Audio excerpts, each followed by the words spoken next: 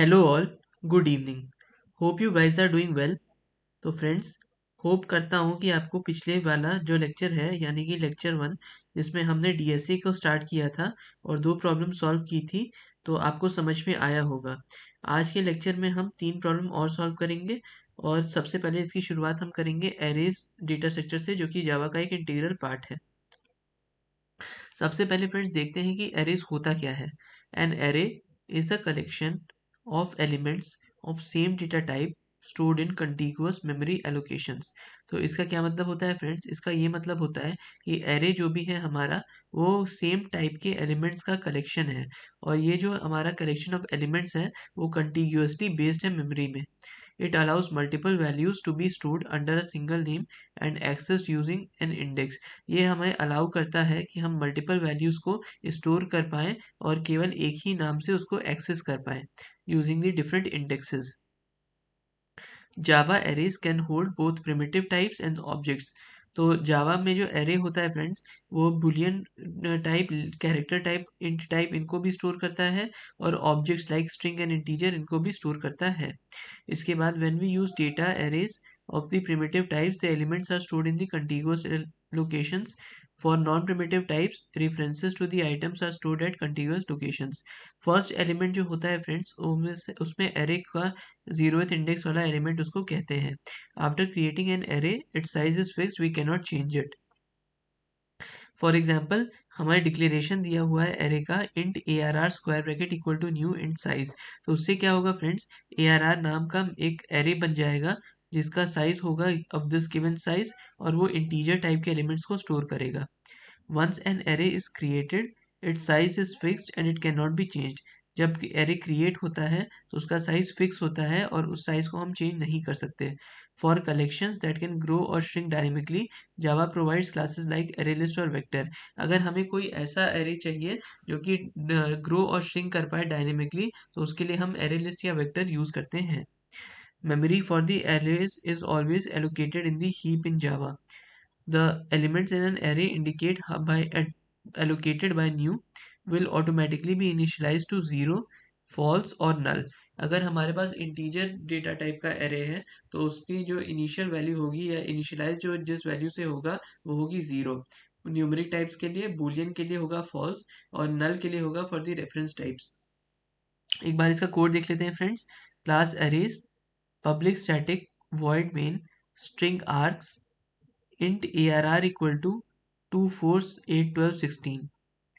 Accessing the fourth element, system.out.println array at 3 plus a space। Accessing first element, system.out.print array at 0। तो ये था friends एक छोटा सा कोड। इसको एक बार देख लेते हैं पूरे अच्छे से। सबसे पहले तो हमें एक क्लास बनाना है अरेज नाम का। उसमें हम PSVM बनाएंगे, पब्लिक स्टैटिक वॉइड मेन, और उसमें ARR की एरे को स्टोर करेंगे। इसके बाद ARR एट 3 से हमें फोर्थ एलिमेंट मिलेगा, ARR एट 0 से हमारा जीरोथ या फर्स्ट एलिमेंट मिलेगा। What happens if we try to access the elements outside the array size? JVM क्या करता है friends, array index out of bound exception throw करता है if the index number is an illegal index or it is greater than the size of the array। अब friends एक चीज देखते हैं, passing arrays to the methods। Like variables, we can also pass array to the methods। For example, below program passes the array to method sum to calculate the sum of array values। तो public class arrays करेंगे हम, public static void main string args, एक array बनाएंगे जिसके elements होंगे 3 1 2 5 4, सम कर देंगे ARR का। अब ARR के केस में हमने पूरा एरे पास किया हुआ है, तो यहाँ पे सम के साथ हम एक एरे को ही डिनोट करेंगे। int सम इक्वल टू 0, एक एक वैल्यू पे गए और उसका सम निकाला और फिर प्रिंट कर दिया सम को। तो ये था फ्रेंड्स हमारा एक और कोड जिसमें हमने देखा कि हम कैसे पास कर सकते हैं एरे को मेथड में। अब फ्रेंड्स एक इम्पॉर्टेंट चीज़ जो कि हमें देखनी है यहाँ पे, वो है कुछ प्रॉब्लम्स जो कि मैथ्स के बेसिस पे हैं, और अगली क्लास से हम एरेज के बेसिस पे भी स्टार्ट करेंगे। तो आज फ्रेंड्स देखते हैं सबसे पहला आज का क्वेश्चन, महासेना। Kattappa, as you all know, was one of the greatest warriors of his time। The kingdom of Maheshmati had never lost a battle under him, and the reason for that was their powerful army called Mahasena। Katappa was known to be a superstitious person। He believed that the soldier is lucky if the soldier is holding an even number of weapons and unlucky otherwise. He considered the army as ready for battle if the count of the lucky soldiers is greater than, or it is strictly greater than, count of the unlucky soldiers and not ready otherwise. Given the number of weapons each soldier is holding, your task is to determine whether the army formed by these soldiers is ready or not or for the battle. Input format. First line of the input contains n, that is the number of soldiers. Second line of input contains n separated space separated integers a1 से लेके an तक, और output में हमारा आएगा either it is ready for the battle or not ready for the battle. अब जैसे हम एग्जांपल दिए हैं 1 1, तो for the first example n equal to 1 and array equal to 1, there is only one soldier and he is holding one weapon which is odd. The number of soldiers holding an even number of weapons is 0. The number of soldiers holding the odd number of weapons is 1. Hence the answer is not ready. तो इसका code देख लेते हैं friends. सबसे पहले तो import java dot util dot asterisk import java dot lang dot math java dot io dot asterisk.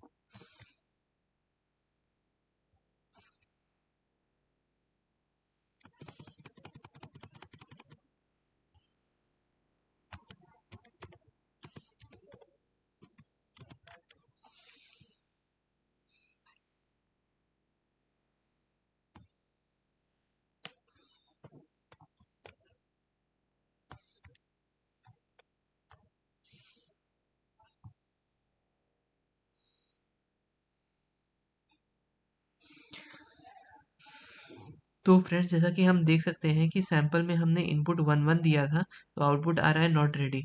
अब अगर हमारा सैंपल 1 2 है तो हम देखते हैं कि क्या आना चाहिए। यहाँ पे हमने चेंज किया 1 2, अब आना चाहिए रेडी फॉर द बैटल। तो एक बार इसको रन करते हैं, आ गया रेडी फॉर द बैटल। अब इसके बाद एक और वैल्यूज हम देखते हैं, 4 11 12 13 14। 4 11 12 13 14।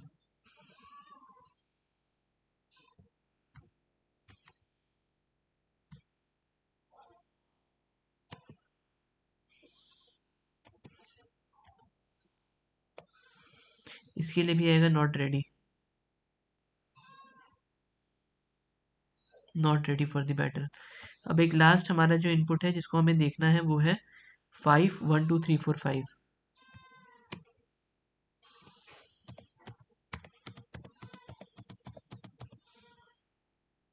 इसमें आ जाएगा नॉट रेडी। ठीक है फ्रेंड्स, तो इसमें भी आ गया नॉट रेडी।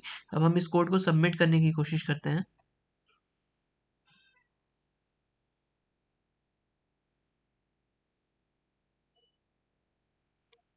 आया ऑसम यू नेल्ड इट, मतलब ये कोड हमारा बिल्कुल करेक्ट है।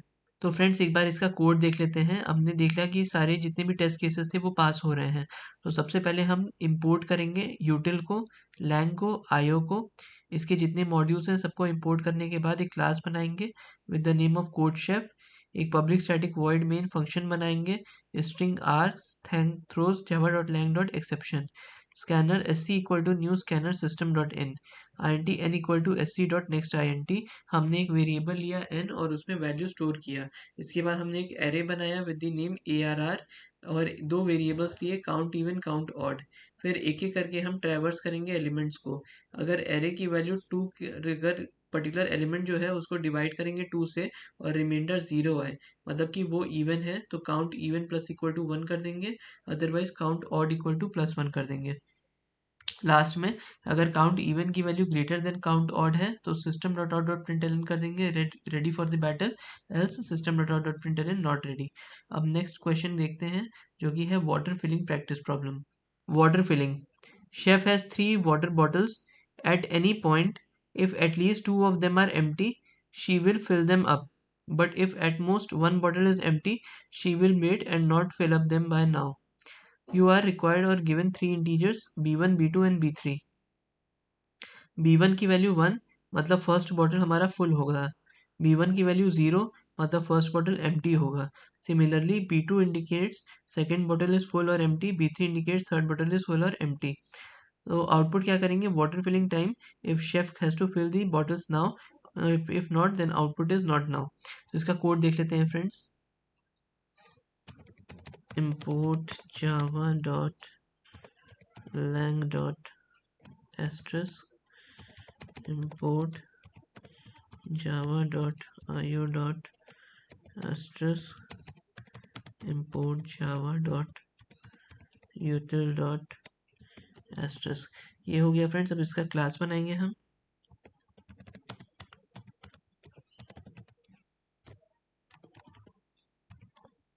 Code chef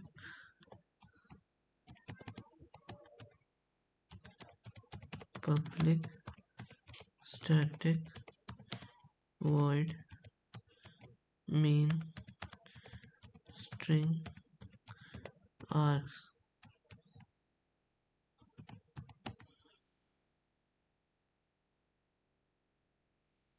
scanner is equal to new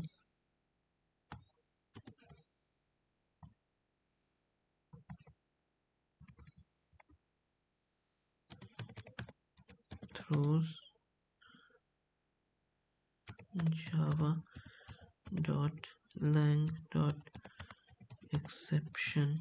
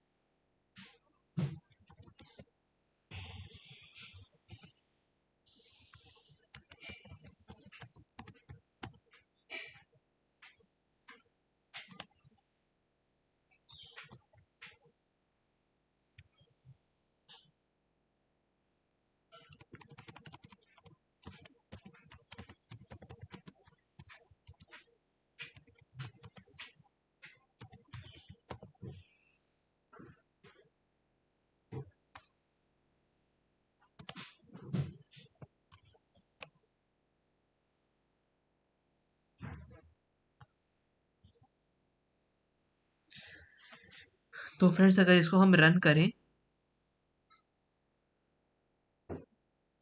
तो हमारा आंसर आ रहा है water filling time which is equivalent, not now equivalent, water filling time equivalent and not now again equivalent. इसको सबमिट करते हैं फ्रेंड्स।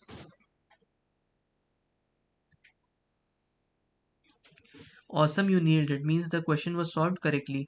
एक बार इसका कोड देख लेते हैं। सबसे पहले हम तीन मॉड्यूल्स को इंपोर्ट करेंगे जो कहता है java.lang.asterisk, java.io.asterisk एंड java.util.asterisk। अब एक क्लास बनाएंगे हम कोडशेफ नाम से, और उसमें पब्लिक स्टैटिक वॉइड मेन एक मेन फंक्शन बनाएंगे। इसमें जो बाय डिफॉल्ट एक्सेप्शन हैंडलिंग होगी वो java.lang.exception से होगी। इसके बाद हम क्या करेंगे, स्कैनर क्लास का ऑब्जेक्ट बनाएंगे, फिर उसमें टेस्ट केसेस को sc.nextInt करके इनपुट लेंगे। उसके बाद जब तक कि टेस्ट केस ख़त्म नहीं हो जाता तब तक हम x y z तीन वैल्यूज़ लेते रहेंगे। अगर x plus y plus z की value greater than equal to 2 है तो हम प्रिंट करेंगे नॉट नाउ, अदरवाइज हम प्रिंट करेंगे वाटर फिलिंग टाइम। तो ये था फ्रेंड्स हमारा ये वाला कोड जिसको हमने देखा कि है वाटर फिलिंग टाइम। अब हम नेक्स्ट क्वेश्चन पे आते हैं which is CRED coins practice problem. इसमें फ्रेंड्स क्या होता है कि क्रेड कॉइन्स, हमारे पास कुछ कॉइन्स हैं। For each bill you pay using CRED you earn X CRED coins. At a CodeChef store each bag is worth 100 CRED coins. Chef pays y number of bills using cred, find the maximum number of bags he can get from the CodeChef store। यहाँ पे जो input format है वो first line will be T, that is the number of test cases. फिर उसके बाद test cases आएंगे, हर test case में दो इनपुट होगा, एक एक्स और एक वाई। हमें ये बताना है कि कितने maximum bags chef can get from the code chef store. तो इसका कोड देख लेते हैं friends. import java.io.asterisk, import java.lang.math,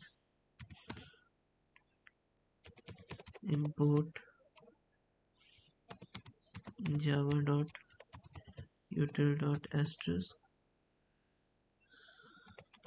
class code chef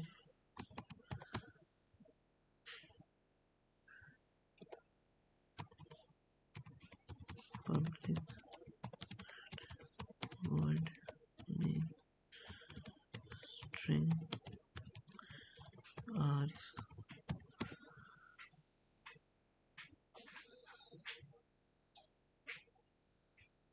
throws io java.lang.exception।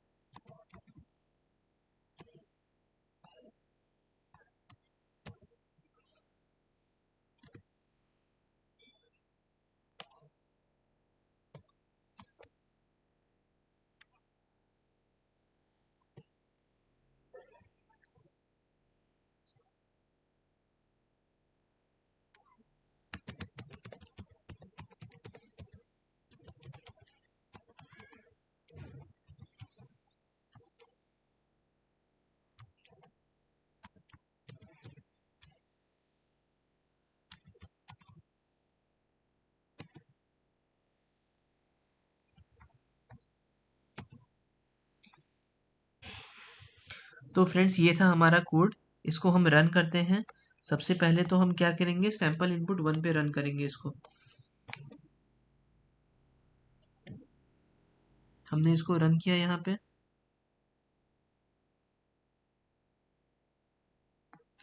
एक एरर आ गया है फ्रेंड्स, इसको हम रिजॉल्व करते हैं।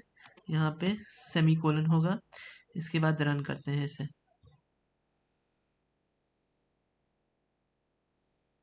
104 विच इज इक्विवेलेंट टू 104। अब इसको फ्रेंड्स सबमिट करते हैं।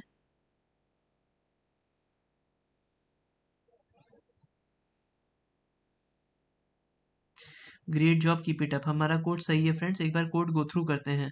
तो सबसे पहले हमने क्या किया, आईओ लैंग और यूटिल के जितने भी मेथड्स थे उनको इंपोर्ट किया, क्लास बनाया कोड शेफ नाम से, पब्लिक स्टैटिक वॉइड मेन एक मेन फंक्शन बनाया, स्कैनर क्लास का ऑब्जेक्ट बनाया। सबसे पहले हमने टेस्ट केसेस या नंबर ऑफ टेस्ट केसेस को इनपुट लिया। हर टेस्ट केस में हमारी दो वैल्यूज आ रही हैं, एक x और एक y।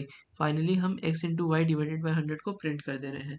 तो ये था फ्रेंड्स हमारा तीसरा प्रॉब्लम। तो फ्रेंड्स आज के इस सेशन को यहीं एंड करते हैं। इन केस अगर आपके पास कुछ डाउट्स हैं तो आप ग्रुप पे शेयर करिएगा, we will resolve it. Thanks.